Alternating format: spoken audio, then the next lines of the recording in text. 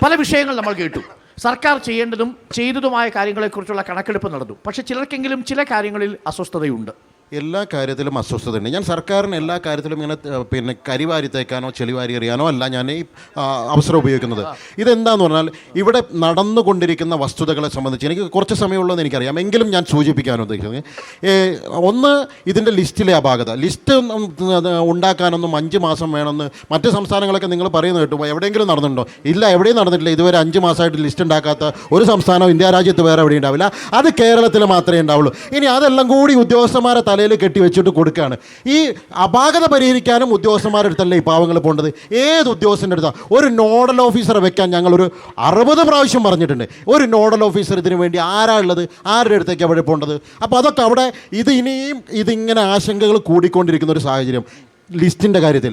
ഇനി Elston estate, നിങ്ങൾ മറ്റേ HMLൻ്റെ കാര്യം ഇവരൊക്കെ പറഞ്ഞു കഴിഞ്ഞു. എൽസ്റ്റൺ എസ്റ്റേറ്റിലെ നിലവിലെ കേസ് കൊടുക്കാനുള്ള സാഹചര്യം എന്താണെന്നറിയോ? അവിടെ ഉണ്ടായിരുന്ന തൊഴിലാളികൾ ആ എസ്റ്റേറ്റ് ഉടമയ്ക്കെതിരെ കേസ് കൊടുത്ത് അവിടേക്കുണ്ടായിരുന്ന വൈദ്യുതിയും വെള്ളവും മുഴുവൻ കട്ട് ചെയ്ത് ആ പാവങ്ങൾ കേസ് കൊടുത്തിരിക്കുകയാണ്. ഇതൊരു കാലത്തും തീരാൻ പോവാത്ത ഒരു വ്യവഹാരമാണ് അവിടെ എൽസ്റ്റൺ എസ്റ്റേറ്റുമായി ബന്ധപ്പെട്ടുണ്ട്. അത് ഏറ്റെടുത്തിട്ട് ഈ പാവങ്ങൾക്ക് കൊടുക്കും. അത് അടുത്ത മാസം തറക്കല്ലിടുന്നൊക്കെ പറഞ്ഞാൽ ഇതാരാ വിശ്വസിക്കുക? ഞാൻ അതുകൊണ്ട് ആ കാര്യങ്ങളിലേക്കും കൂടുതൽ പോകുന്നില്ല.